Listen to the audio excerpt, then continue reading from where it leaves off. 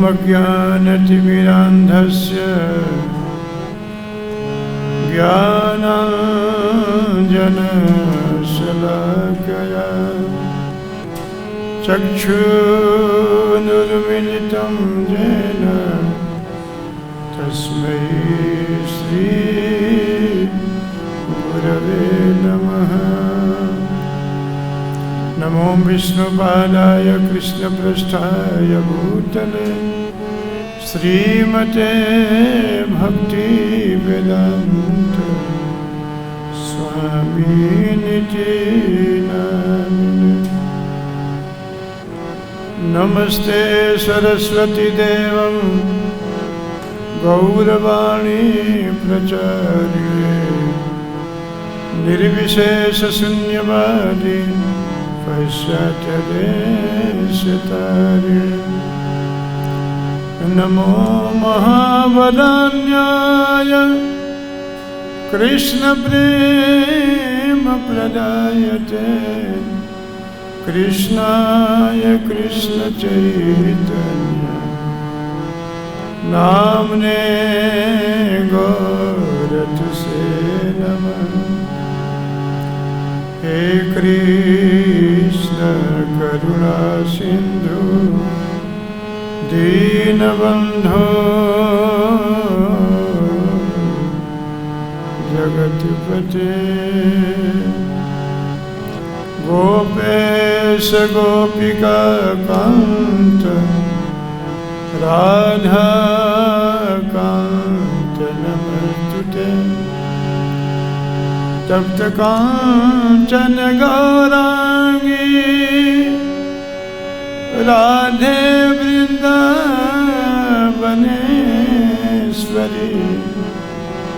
वृषभानुसुते देवी प्रणमामि हरिप्रिये।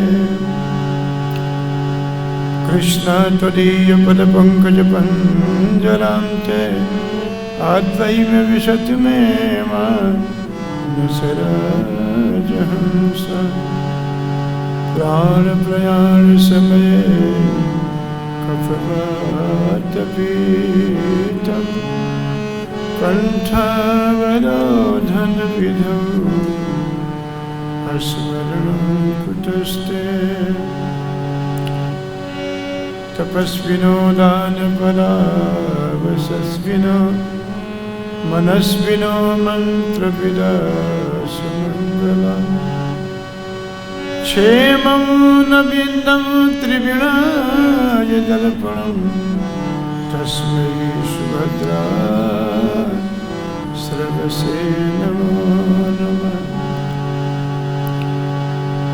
आराध्यो भगवान् ब्रजस्तनयस्तधाम वृन्दावनम् रम्या काचिदुपासना ब्रजवधूवरगेन्द्र।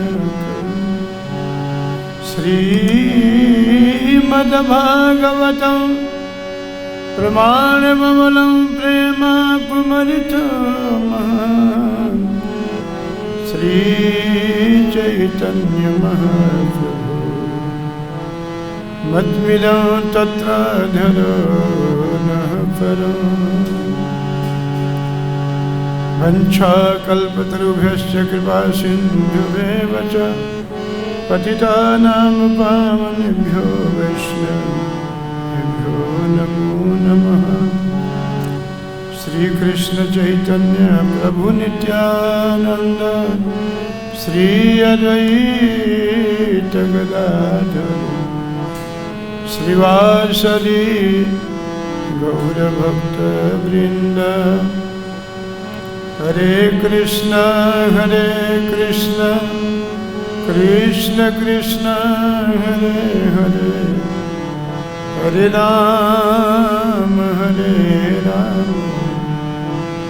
राम राम हरे हरे। हरे कृष्ण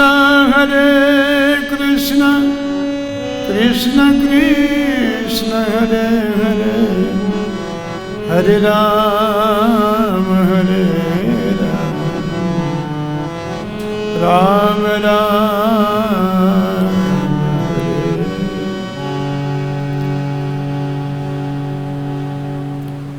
ओम नमो भगवते वासुदेवाय।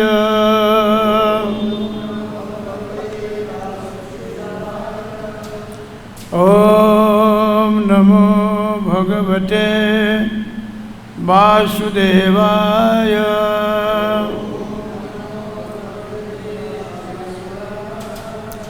ओम नमो भगवते वासुदेवाय।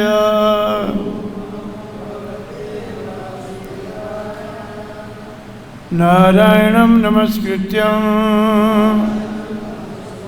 नरं चैव नरोत्तमं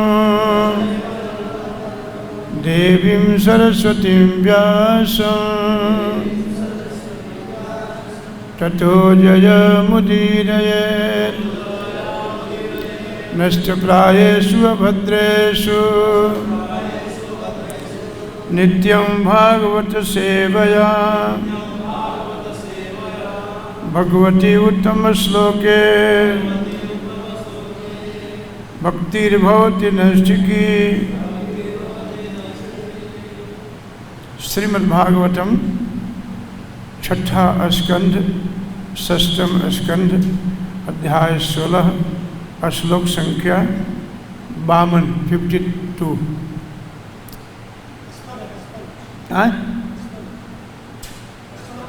55 है, क्षमा कीजिएगा। 53-54 ये है, यहाँ चिन्ह लगा था।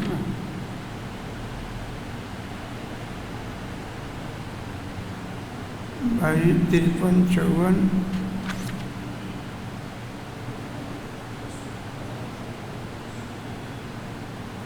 और 55। यही असर है बुढ़ापा का।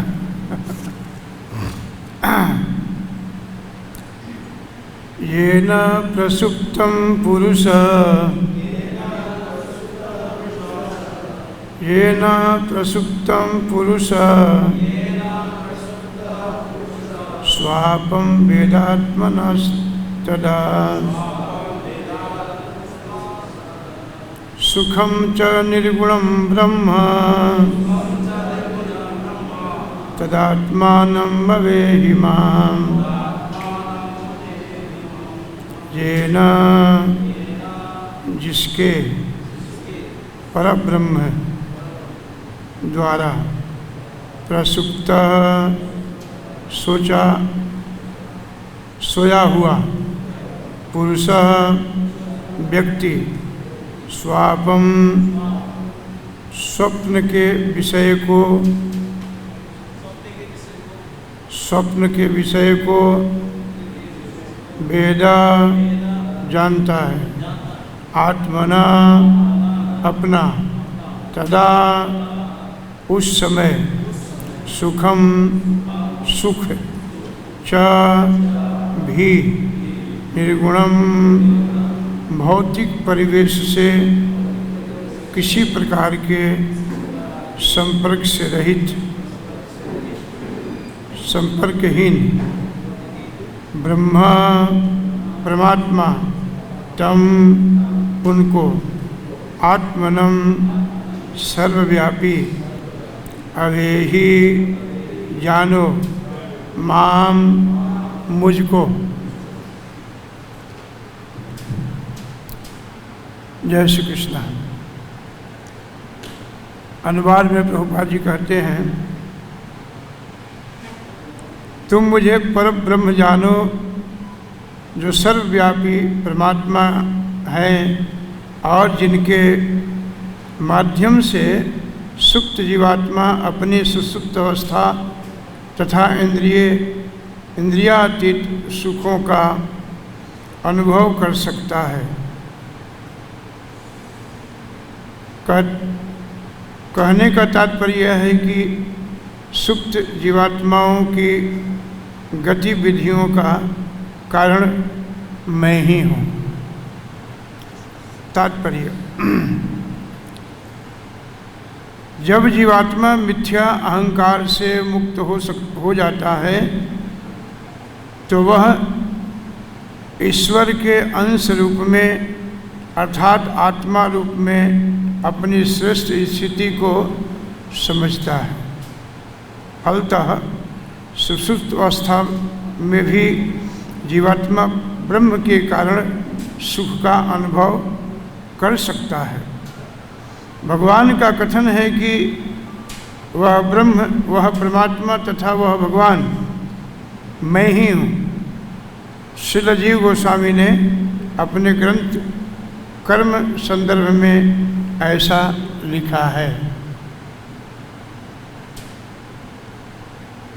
अनुवाद: तुम मुझे पर ब्रह्म जानो जो सर्वव्यापी परमात्मा हैं और जिसके माध्यम से सुप्त जीवात्मा अपनी सुसुप्त अवस्था तथा इंद्रियतीत सुखों का अनुभव कर सकता है। कहने का तात्पर्य है कि सुप्त जीवात्माओं की गतिविधियों का कारण मैं ही हूँ। यहाँ पर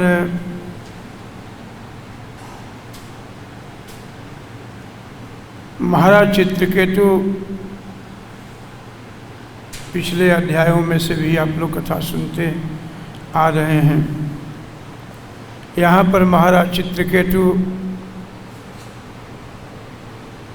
महात्मा नारद जी की कृपा से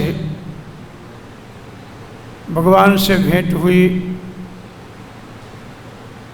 आप कहीं भी देख लीजिए, किसी से भी सुने, सभी ग्रंथ, सभी शास्त्र एक स्वर से कहते हैं कि जिन व्यक्ति को नारद जी मिले हों उनको भगवान न मिले हों, ऐसा कहीं कथन नहीं है। नारद जी जिस व्यक्ति को मिल जाए, दर्शन दे दें एक बार, उसको भगवान मिलना कन्फर्म है। इतनी उनकी बड़ी कृपा है नारद जी का। इसलिए नारद जी को कहते हैं नारदो देव दर्शनम। नारद जी को दर्शन करने से भगवान के दर्शन निश्चित होता है। अनेक ऐसे दृष्टांत हैं। प्रभुपाद जी एक पत्र में लिखते हैं किसी को, उन्होंने अपनी चिंता व्यक्त किया है, अपने दुख को वर्णन किया प्रभुपाद जी से, और प्रभुपाद जी से कहा कि प्रभुपाद जी मैं बहुत परेशान रहता हूँ, बहुत दुखी रहता हूँ मैं। वैसे आज कोई भी ठीक से नहीं कह सकता है कि मैं परेशान नहीं हूँ। सभी दुखी हैं, सब परेशान हैं। कोई न कोई चिंता लेकर के, कोई न कोई विषय को लेकर के हम सभी जीव परेशान हैं। कलयुग है, कलयुग का प्रभाव है। मनुष्यों के अंदर, जीवों के अंदर जो बुद्धि जीव हैं उनके अंदर इच्छाएं बढ़ गई है। इच्छा बढ़ने से दुख उत्पन्न होता है। जब किसी विषय का व्यक्ति चिंतन करता है, ध्यातो विषयान पुंसा, विषय का जब चिंतन करता है दूर से, तो उसका संग करने की इच्छा करता है, प्राप्त करने की इच्छा होती है। और जब प्राप्त नहीं होता है तो उसमें से क्रोध आता है। क्रोध, लोभ, काम, ईर्ष्या, इच्छा द्वेष समूथेन, ये सब एक साथ आ जाता है। यही सब दुख का कारण है। इच्छा रहित यदि भगवान के भक्ति किया जाए, अकारण हेतु रहित यदि प्रभु की भक्ति की जाए, तो भगवान बहुत दूर नहीं हो तो बहुत नज़दीक बैठे हैं हमारे। तो अपना इच्छा प्रकट किए कि मैं बहुत परेशान हूँ, बहुत दुखी हूँ, मैं क्या करना चाहिए मुझे। तो प्रभुपाद जी ने 3-4 लाइन का एक पत्र लिख करके भेजा उनको। प्रभुपाद जी ने कहा कि जो भी आप कर्म करते हो उसको निष्ठा से करो, निष्ठा से करो। जो भी आपको छोटा से छोटा सेवा मिला हो आश्रम में या बड़े से बड़े सेवा मिला हो, उस सेवा में निष्ठा से कीजिए। निष्ठा आदर पूर्वक कीजिए, उसमें मन लगा करके हम सब करें। और प्रभुपाद जी लिखते हैं कि आपको जो गुरु जी के द्वारा जप करने की जो प्रक्रिया मिली है, जप करने का जो विधि बताई गई है, उसको भी निष्ठावान होकर के आप जप कीजिए। लास्ट लाइन में प्रभुपाद जी लिखते हैं कि आप देखना, आप देखते रहना, जैसे जैसे समय व्यतीत होगा आपके अंदर में जितनी इच्छाएं हैं भगवान सभी पूरा कर देंगे आप। पहले निष्ठा से हम कर्म तो करें, तभी तो कुछ इच्छा रख सकते हैं। भगवान तो देने के लिए तैयार बैठे हैं, भगवान तो मालिक हैं, बादशाह हैं, सारा जगत उन्हीं के हाथ में है, उन्हीं के मुट्ठी में है। हमारे प्रभु लक्ष्मीपति हैं, लक्ष्मी नारायण जगतपति हैं, सात्वताम पति, सबके पति हैं भगवान। वे तो कुछ भी देने में समर्थ हैं। जब हम सब जीव भगवान से कुछ डिमांड करते हैं, कुछ कहते हैं, तो भगवान देने के लिए तैयार बैठे हैं, तैयार रहते हैं।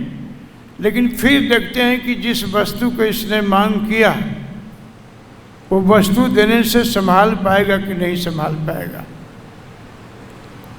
तब उसे देते हैं। मान लीजिए अभी हमने बहुत बड़ी इच्छा किया कि हमारे पास मर्सिडीज कार होना चाहिए। भगवान हमारा एप्लीकेशन एक्सेप्ट कर लेते हैं, स्वीकार कर लेते हैं, ठीक है मिलेगा तुमको, लेकिन इसकी गारंटी नहीं है कि कब और कहाँ मिलेगा। देंगे जरूर, लेकिन हो सकता है बुढ़ापा में दें, जब उस कार पर बैठने की शक्ति नहीं रही तो कार दे देंगे भगवान फिर। देंगे जरूर, उसके लिए जब हम डिजायर करते हैं तो हमें डिजर्व करना भी आना चाहिए, सीखना चाहिए। इसीलिए यहाँ पर कहते हैं कि जो अहंकार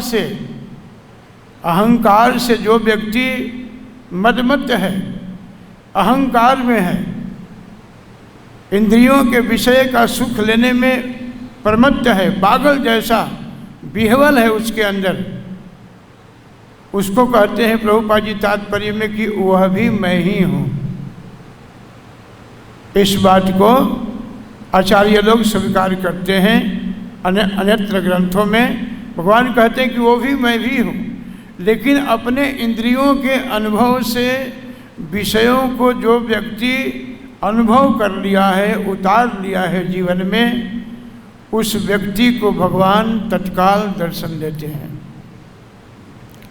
उस व्यक्ति को तत्काल दर्शन देते हैं। देखिए महाराज चित्रकेतु एक राजा हैं, राजा थे, अनेक रानियों होने के बाद भी पुत्र संतति नहीं थी, संतान की प्राप्ति नहीं था। और भगवत कृपा से जब संतान हुआ तो संतान मर गया। बड़ा विलाप किया, बहुत दुख से विह्वल हो गए, पागल हो गए बिल्कुल। महात्मा नारद जी की कृपा से उनको पुत्र भी उपदेश दिया और आज देखिए भगवान को भी प्राप्त किया। महात्मा ध्रुव महाराज को भी भगवान मिले, वो भी राजपद पर हुए, राजा थे, लेकिन छोटी अवस्था में ऐसा निष्ठावान होकर के अपने गुरु की आज्ञा पालन किया और ऐसा निष्ठावान हुए, ऐसा निष्ठा से परिपूर्ण होकर के जो भक्ति किया, एक पैर पर खड़े होकर के जब भगवान का चिंतन बढ़ाया, मन लगाया प्रभु में, और श्वास को जब बंद कर दिया, रोक दिया, तो यहाँ के नहीं उनका श्वास रुकते ही देवलोक में देवताओं का ऑक्सीजन बंद हो गया। यह है निष्ठा वाली भक्ति। जब निष्ठा से हम भक्ति करते हैं तो भगवान बहुत दूर थोड़ी है, ही इज वेरी नियर, वे तो बहुत नज़दीक है भगवान हमारे। इसलिए गुरु की जो आदेश है, उनका जो आज्ञा है, गुरु के मुख से जो वाणी निकलती है, उसको हृदय में बिल्कुल बैठा लेना चाहिए।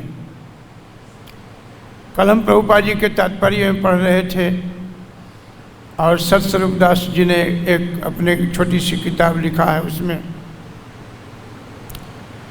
प्रभुपाद जी के जाने के बाद जितने वर्तमान आचार्य हुए, जितने आचार्य संत हैं हमारे, प्रभुपाद जी के जस्ट जाने के बाद ही उन लोगों ने अथक परिश्रम किया और बहुत निष्ठावान होकर के उन लोगों ने प्रभुपाद जी की आज्ञा पालन करते हुए केवल आज्ञा पालन किया, केवल कोशिश किया, अपने गुरु को प्रसन्न करने का प्रयत्न किया। और आज देखिए हमारे जितने वर्तमान आचार्य गुरु हैं, एक एक गुरु ने न जाने कितने कितने सेंटर खोल दिया प्रभुपाद जी के लिए। प्रत्यक्ष प्रमाण है, प्रत्यक्षम किम प्रमाणम। आप हम सबके सामने ये प्रमाण है, उदाहरण है ये। और वृद्ध होने के बाद भी आज तक भी वो लोग बैठते नहीं हैं, अपने वाणी के द्वारा चल करके, लोगों से मिल करके आज भी प्रचार कार्य में अपने जीवन को रत रखे हैं। प्रत्यक्ष है बिल्कुल। इसीलिए निष्ठावान होकर के गुरु को प्रेम करते हुए, गुरु तत्व जो शब्द है वो बहुत भारी शब्द है। गुरु माने भारी भी होता है, गुरु माने ज्ञान भी होता है। गुरु के चरणों में यदि रति हो जाए, श्री गुरु चरणे रति, यही से, हाँ बोलते रहिए आप लोग भी, उत्तम गति। उत्तम गति का मतलब होता है इस संसार से हट करके जो किसी को नहीं मिलता है, जो किसी को प्राप्त नहीं है, उस पर यदि गुरु के चरणों की रति हो जाए, गुरु के चरणों में प्रेम हो जाए, प्रेम की जागृति हो जाए, तो उत्तम गति यानी भगवत प्राप्ति बहुत दूर नहीं है। आज जितना हम लोग मोबाइल से प्रेम करते हैं उतना गुरु से कहाँ करते हैं, है ना। बहुत रात के 2-2 बजे तक मैं देखता हूँ मोबाइल, भक्तों को नहीं, जिन लोगों को 3 बजे 4 बजे नहीं उठना है, वो मोबाइल उनको छोड़ता ही नहीं है। शायद वो छोड़ना भी चाह रहे हो, वो नहीं छोड़ता है उनको। इतनी रति, इतनी रुचि, गुरु के वचन अटल करी राखहूँ साधु समागम कीजो। गुरु का जो शब्द है उसको अटल दृढ़ संकल्प करके हृदय में धारण करके आप एक बार देखिए। प्रभुपाद जी से किसी ने पूछा कि आप इतना प्रचार प्रसार, इतने कम समय में आपने इतना प्रचार किया, ये सब कैसे संभव हुआ? प्रभुपाद जी एक ही बात कहते हैं कि मैं तो केवल अपने गुरु को प्रसन्न करने का प्रयत्न किया था। बस मैं कोशिश किया कि मेरे गुरु प्रसन्न हो जाएं, और कोशिश करने में इतना कुछ बढ़ गया मैं सोच भी नहीं सकता। हम लोगों के जब हम लोग थोड़ा जवान थे तो जब इस्कॉन में इतना अपुलंस, इतना धन तो था नहीं, तो सुबह 9 बजे प्रसाद खा करके खादी के झोला मिलता था, उसमें बुक भरते थे और बुक भर करके वहाँ के जो आचार्य इंचार्ज होते थे बोलते बाहर जाओ और प्रचार करके आओ। हम लोग कहते थे कोई ले नहीं रहा, कोई बात नहीं, तुम दिखाओ उनको जा करके। और बुक बैग बना करके जा करके शाम होते होते आते थे 5 बजे सब भक्त लोग, उसमें से 2-4 किताब बिकता था। आज तो मंदिर में बैठे बैठे हजारों किताब आप बेच देते हो, तो बहुत सुविधा है। गुरु के वाणी को, गुरु के शब्द को हृदय में धारण करना, निष्ठावान होना, गुरु से प्रेम करना, यही भगवत दर्शन है। भगवत दर्शन का यही मार्ग है। बिना गुरु के कृपा के बिना, उनकी कृपा के बिना भगवान का दर्शन संभव नहीं है। आत्मज्ञान जब ही हो सकता है जब गुरु की कृपा हो जाए उस जीव पर, तभी आत्म साक्षात्कार कर सकता है वो व्यक्ति। बड़ा स्पष्ट प्रभुपाद जी लिखे हैं, जो इंद्रियातीत, जो इंद्रियों से अनुभव कर लिया है, 5 ज्ञान इंद्रिय, 5 कर्म इंद्रिय, एक मणि महाराज मन, जो सभी इंद्रियों से भगवान के सेवा करके अनुभव कर लिया, रुचि की जागृति हो गई, तत्परता आ गया उसके अंदर, तत्पर हो गया बिल्कुल, सेवा के बिना 1 मिनट रुक नहीं सकता। ऐसे भक्त के लिए भगवान प्रभुपाद जी कहते हैं कि भगवान निरंतर और हमेशा सुलभ रहते हैं। हमारा उत्साह होना चाहिए। रूप गोस्वामी जी कहते हैं, उत्साह निश्चया धैर्य तत्त कर्म प्रवर्तनात् संग त्यागो सतोवृत्ति सद्भिर भक्ति प्रसिद्धति। जीवन में ऐसा संग ना करें जिनके संग से, जिनके दर्शन से, जिनके बात सुनने से हमारी बुद्धि में विकृति आ जाए, बुद्धि नष्ट हो जाए, ऐसा संग त्यागो। उत्साहित रहें, भक्ति करने के लिए निश्चय संकल्प वाले बने, दृढ़ संकल्प करें। उत्साह निश्चय, भाई 3 बजे उठना है, गुरु जी की आज्ञा है तो उठ जाना है। जप करना है तो जप स्टैंडर्ड वाली करनी है। दर्शन करना है आधे घंटे 10 मिनट तो ठीक से करना है, उसमें मन को भी स्थापित रखना है अपने पास। उस भक्ति के द्वारा आज महाराज उनको एक मंत्र दिया था नारद जी ने, जिस मंत्र को जपने से आज भगवान स्वयं चित्रकेतु जी से बात करते हैं। भगवान तो आज भी बात करने के लिए तैयार हैं। एक बार मैंने कोई शायद कभी कथा बताया था कि एक वैष्णव थे, संत हैं, वो प्रतिदिन भगवान के मंदिर में आते थे, प्रतिदिन आते थे। तो ऐसा मन में दर्शन करते करते आया कि प्रभु मैं आपके दरवाजे पर प्रतिदिन आता हूँ, आप जी एक दिन हमारे घर में आप भी पधारो ना। संत ने ऐसा भगवान से आमंत्रित किया, संत ने, कि हमारे पास भी प्रभु पधारो। और भगवान ने उस संत से इशारों में कह दिया, चल तुम्हारे घर में आ रहा हूँ। भगवान तो आज भी बात करते हैं ना, यदि हमारे अंदर क्वालिटी हो, क्वालिफिकेशन हो भक्ति का, भक्ति की डिग्री हो, तो आज भी वो बात कर रहे हैं। आप जो जप करते हो तो सुनते हैं ना भगवान ठीक से। जब हम जप करते हैं, जिह्वा पर तैयारी करते हैं कि अब जप करना है, तो भगवान जिह्वा पर आकर के बैठ जाते हैं और बैठ करके सोचते हैं कि अब मेरा जप करने वाला है। और जैसे जैसे जप करते हैं, ठीक ठीक मंत्र का उच्चारण करते हैं, आनंद की अनुभूति आने लगती है, आनंद आने लगता है। फिर कोई सामने से आता है तो लगता है कि भाई ना बात करे तो ज़्यादा अच्छा है, क्योंकि दूसरा आनंद आ रहा है उसको। कभी कभी ऐसा होता है। जब करते करते बहुत श्रेष्ठ व्यक्ति भी आता है तो सोचने कि चलो हरे कृष्ण तो करना है, लेकिन जब का आनंद आ रहा है उधर से। ये ब्रह्मानंद है।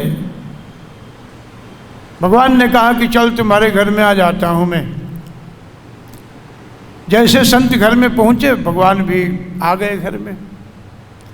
अब संत का घर तो बड़ा ऐश्वर्य युक्त था, बहुत भरा हुआ घर था। भगवान ने कहा कि बहुत अच्छा साफ सुथरा है घर। भगवान घूमते घूमते भक्त से पूछा कि बेटा ये जो तुम्हारे घर में जितने बेड सोफे लगे हैं, एसी इत्यादि लगा रखे हो, ये किसका है? संत ने बड़े विनम्र भाव से अंदर से बोला, हृदय से बोला कि प्रभु इस घर में जो भी आपने नाम रखा वो सब आपका है, सब आपका है। भगवान खुश हो गए। किचन में गए, खाने की सामग्री पूछा, बोले कि प्रभु सब आपका है। घूमते घूमते भगवान तिजोरी वाले घर में गए जहाँ पैसे रखा था सोने चांदी। बोले बेटा ये किसका है सब? बोले कि प्रभु ये भी सब आपका है। घूमते घूमते भक्त ने छोटा सा एक मंदिर में, घर में एक मंदिर बनाया था।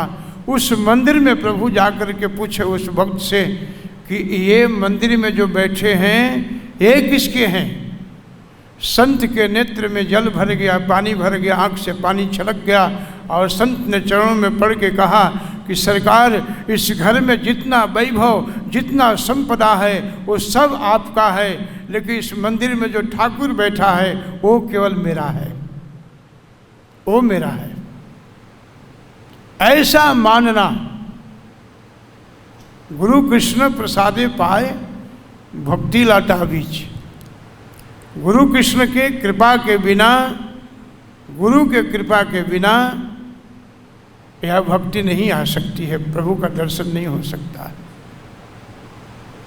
बहुत जरूरी है निष्ठावान होना, मन में उत्साह हो, निश्चय हो, आपत्ति विपत्ति आने के बाद भी मन में धैर्य हो। छोटे छोटे विपत्ति आ जाए उससे घबराना नहीं चाहिए। यदि संत महात्मा घबरा गए तो समझो कि उसकी साधना कमजोर है, परिपक्व अवस्था में ठीक से नहीं है वो। सुखे दुखे समय कृत्वा लाभो लाभा यजा यजौ।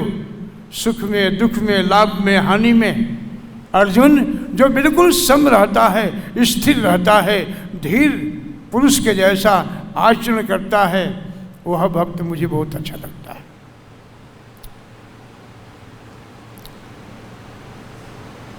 विपत्ति आपत्ति आने के बाद भी अपने धैर्य को, अपने धीरज को, अपने आत्म शांति को, अपने भक्ति को उथल पुथल ना होने दें। यदि विपत्ति आ जाती है कभी कभी संतों पर, तो संत लोग क्या करते हैं, थोड़ा जप बढ़ा देते हैं, माला बढ़ा देते हैं, थोड़ा माला करो ठीक हो जाएगा। इस समय देखिए आपत्ति विपत्ति आई हुई है, पूरे संसार में आई हुई है। और देखिए हमारे स्पेशली गौड़ीय संत इस्कॉन के लोगों को, जहाँ आप देखें, जहाँ समाचार सुने, वहीं कीर्तन चालू है। विपत्ति आई है कोई बात नहीं, कीर्तन नाम बढ़ा दो, भगवान के नज़दीक हो जाओ, भगवान के निकट चले जाओ। जप के माध्यम से, भागवत कथा के माध्यम से, प्रभु के दर्शन के माध्यम से, गुरु के आज्ञा पालन करने के माध्यम से भगवान के निकट हो जाएं, हम नज़दीक चले जाएं। यही संत का लक्षण है। संत विपत्ति में घबराता नहीं कभी। संत का परिचय और असुर का परिचय देते हैं। आपने संतरा देखा ना, संतरा, संतरा ऊपर से देखने में बड़ा सुंदर लगता है, बड़ा सुंदर कलरफुल संतरा है बिल्कुल, लेकिन संतरा को जब खोलते हो तो अलग अलग हो जाता है। ऐसे भौतिकवादी जीव लोग, उनकी ऐसी संगठन दिखेगी, ऐसी एकता दिखेगी संतरे के भांति कि लगता है कि पूरा समाज एक है ये, लेकिन उनके निकट जाओगे ना तो सब अलग अलग दिखता है, संतरे की भांति सब अलग हो जाते हैं। और संत लोग खरबूजा के जैसा दिखते हैं, इतना बड़ा होता है ना, धारी धारी दिखता है, अलग अलग सब दिखता है, लेकिन उसको जब काटोगे ना, खोलोगे तो अंदर से एक रहता है। संत लोग देखने में अलग लगते हैं, लेकिन खरबूजे के तरह जब उनके नज़दीक जाओगे तो एक ही सिद्धांत, एक ही सूत्र जीवन में पकड़ेंगे बस। ऐसा निष्ठा, ऐसी तैयारी हो। महाराज चित्रकेतु महात्मा नारद जी के मुखार बिंद से एक एक शब्द को सुना था, और जब श्रवण किया, जब ठीक से सुना, तो सुनने के उपरांत उनके भगवान के दर्शन हुआ, और भगवान साक्षात नारद जी के कृपा से आज साक्षात भगवान उन्हें बात कर रहे हैं, वार्तालाप कर रहे हैं। ध्रुव महाराज से भी वार्तालाप किया। ध्रुव महाराज भी नारद जी के ही शिष्य हैं। प्रहलाद जी भी भगवान से वार्तालाप कर रहे हैं। प्रहलाद जी भी नारद जी के ही शिष्य हैं। महाराज युधिष्ठिर निरंतर भगवान के संग में ही, साथ में ही रहते थे। जब जब विपत्ति आई भगवान उनके पास आते रहे, वो भी बात करते थे। परंतु महाराज युधिष्ठिर भी नारद जी के ही शिष्य हैं। जिनको नारद जी मिल जाए, यानी संत जिनको मिले, उस व्यक्ति को भगवान न मिले ऐसा हो ही नहीं सकता कभी। इसलिए संत का दर्शन, संत का स्पर्श जीवन में नितांत आवश्यक है, बहुत जरूरी है संतों का दर्शन। अब देखते हैं ना, गुरु पूजा में जब, अभी तो थोड़ा बहुत कम हो गया है, गुरु पूजा में जब बाहर से भी सब संत लोग आते हैं, लाल पीले अलग अलग सब, स्पेशली ठंडी के दिन में हॉल भरा रहता है, कितना देखने में सुंदर लगता है। लगता है कि ये सभी देवता लोग नाच रहे हैं गुरु के सामने, कितना सुंदर लगता है। उनके दर्शन से बाहर के लोग आते हैं, उनके दर्शन करते, भाई भैया थोड़ा बैठने दो, बैठने दो, बड़ा अच्छा लग रहा है देखो संतों के दर्शन से। क्योंकि आप भगवान के साथ बैठे हो, आप गुरु के साथ बैठे हो। हम लोगों का महत्व जभी तक है जब तक हम भगवान के साथ जुड़े हैं। हमारा गरिमा तभी तक बना है जब तक हम गुरु के साथ जुड़े हैं।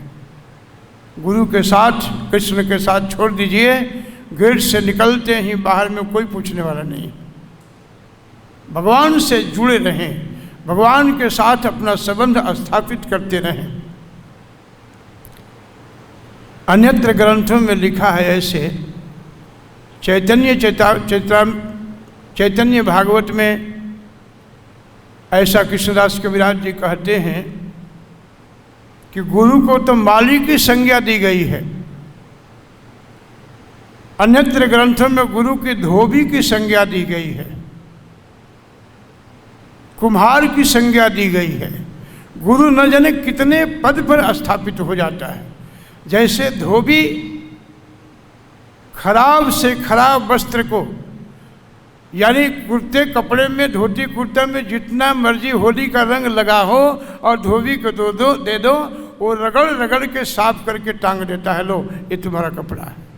उसी प्रकार गुरु कैसा भी खराब से खराब व्यक्ति, पतित से पतित व्यक्ति, गिरा से गिरा व्यक्ति, नीच से नीच व्यक्ति यदि किसी संत के संपर्क में आ जाए तो उसे कल्प वृक्ष के समान हीरे के जैसा चमका देता है उस व्यक्ति को।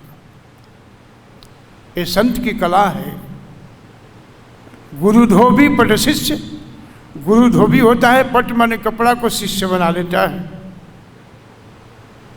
आपने देखा है कुम्हार खेत से मिट्टी खोद करके और मिट्टी को लाता है, सुखाता है, सुखा करके पानी डालता है। पानी डालने के बाद मिट्टी को बिल्कुल मुलायम कर देता है। गुरु शिष्य का संबंध देखिए, शिष्य की कितनी तैयारी होनी चाहिए गुरु से मिलने का, तब भगवत प्राप्ति के विषय में सोचा जा सकता है।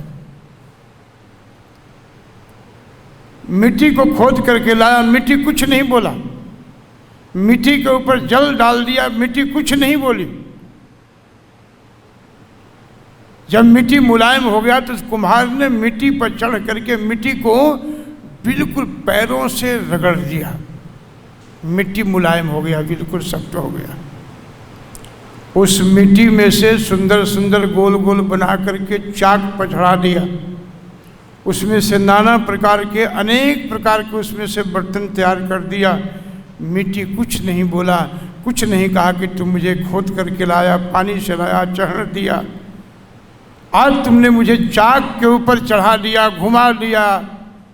मिट्टी का कोई विरोध नहीं था, कोई शिकायत कुम्हार से नहीं था। इतनी तैयारी थी शिष्य का उस मिट्टी का।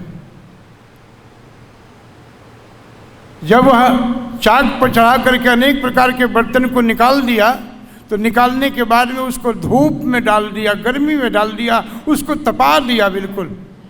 उस मिट्टी ने कुछ नहीं बोला, कोई प्रतिकार नहीं, कोई उत्तर नहीं, किसी प्रकार का दुख प्रकट नहीं किया उसने। जब मिट्टी का बर्तन सूख गया तो उस मिट्टी को अंतिम क्षण में आग में उतार दिया, पकाने लगा उसको। उस मिट्टी ने कुछ नहीं बोली, मिट्टी एक शब्द नहीं कहा कि तुमने मुझे आग में क्यों उतारा। आग में उतारने के बाद मिट्टी का बर्तन, घड़ा, मटका, ढक्कन, दिया, न जाने कितने चीज तैयार होकर के बना है, सब निकल करके बाहर आ गया। जब इतनी तैयारी कर लिया, इतना जब हो गया, उस घड़े को उठा करके कुम्हार ने ले जा करके मार्केट में खड़ा कर दिया और उसको बेच दिया।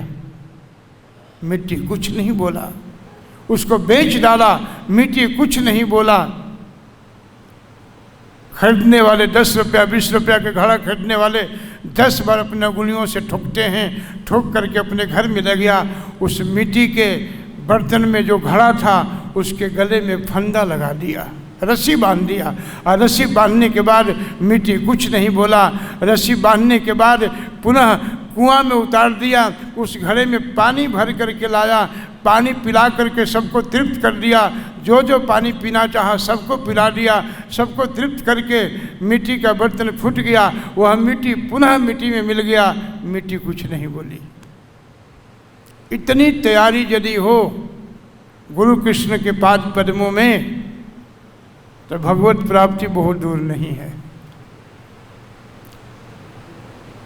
किसी प्रकार के मन में यदि अहंकार हो,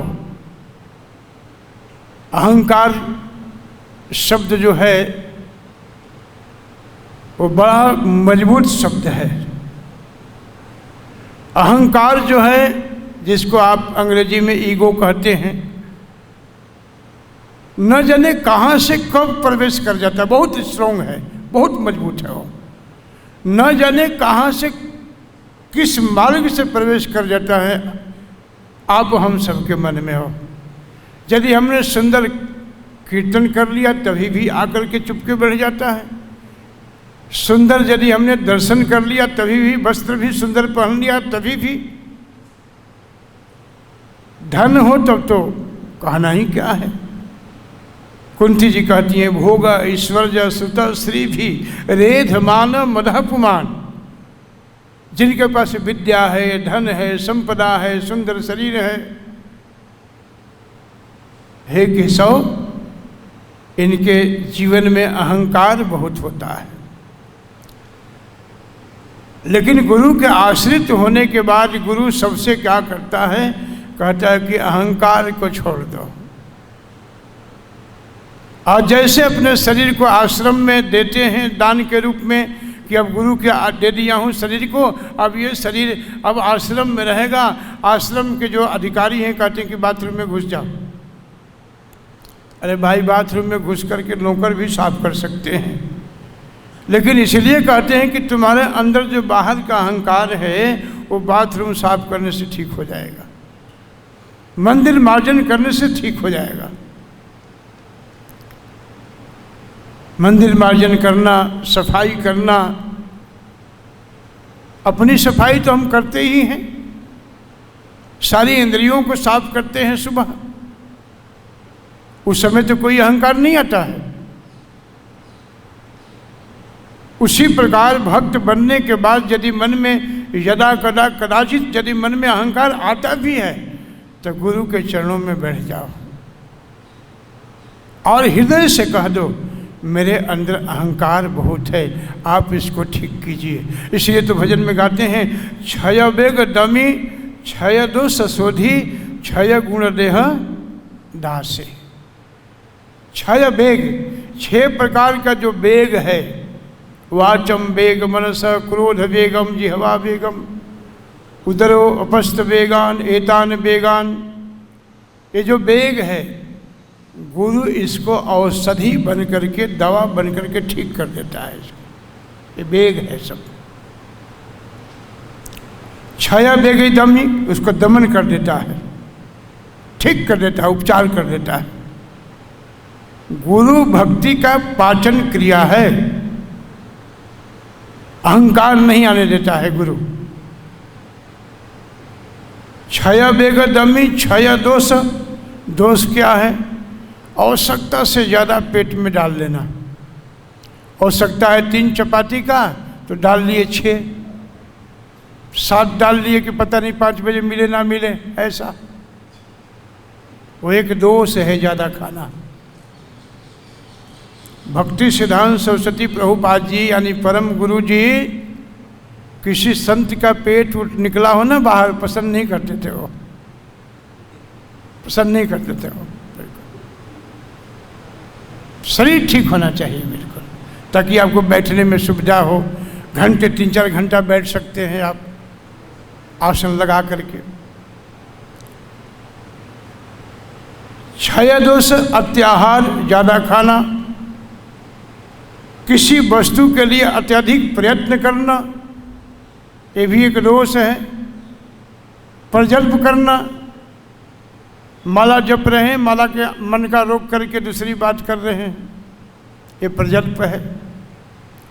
यदि भगवत संबंधी बात है तब तो प्रजल्प में नहीं आएगा, लेकिन फिर भी जब जप कर रहे हैं तो उससे बढ़िया और भगवत संबंधी कोई बात हो ही नहीं सकता। मंत्र जाप कर रहे हैं, मंत्र जाप मम दृढ़ विश्वासा। वाल्मीकि रामायण में कहते हैं कि मंत्र जाप करते समय आपके मन में विश्वास होना चाहिए कि प्रभु का नाम जपते हैं, भगवान हमारे निकट आए हुए हैं। उस मंत्र जाप का फिर आनंद देखिए, सुख देखिए। फिर प्रजल्पो, ये प्रजल्प है।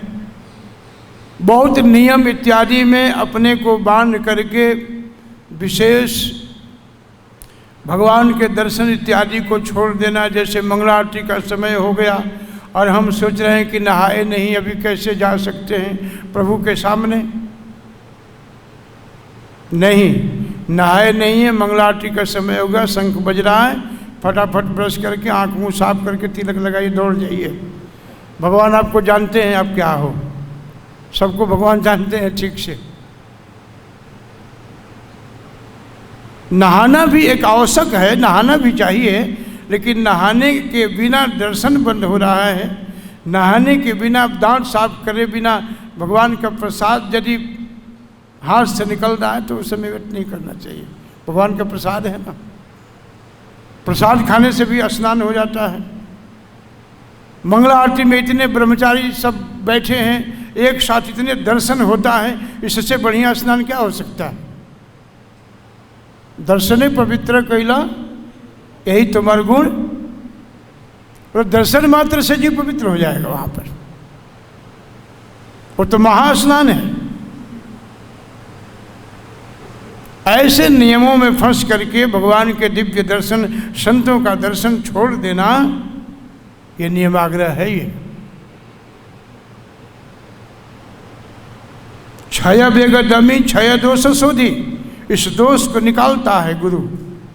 और क्षय गुण, 6 प्रकार के गुण को भर देता है उसमें। उत्साह, निश्चय, धैर्य, तत्त कर्म प्रवर्तनात्, संग त्यागो सतो वृत्ति सद्भिर भक्ति प्रसिद्ध्यति। इन्हीं सब बातों को हम लोगों को पालन करना चाहिए। आप सब तो आश्रमधारी हैं, आश्रम में हैं, बहुत कड़ा नियम में हैं। जो आश्रम के द्वारा मिलता है वही खाने को मिलता है, जो मिलता है वही पहनते हैं, सब कुछ ठीक है बिल्कुल। आप लोग बहुत श्रेष्ठ हैं, बहुत महान हैं। नियमानुसार अपने जीवन को व्यतीत करते रहें आप सब। मैं तो आप सब की कथा नहीं सुनाया, आपके पाद पद्म में बैठ करके मैंने अपने वाणी को पवित्र किया। आप सब कथा जानते हैं। आप सब, प्रभुपाद जी की कृपा आप सबको प्राप्त हो। बहुत धन्यवाद आप सबका। भगवान आप सबको सुखी रखें, स्वस्थ रखें, और संपन्न तो आप लोग है ही हैं। भगवान जिनके साथ में, उनके जैसा संपदा किसके पास हो सकता है। धन्यवाद आप सबका। जय श्री कृष्ण।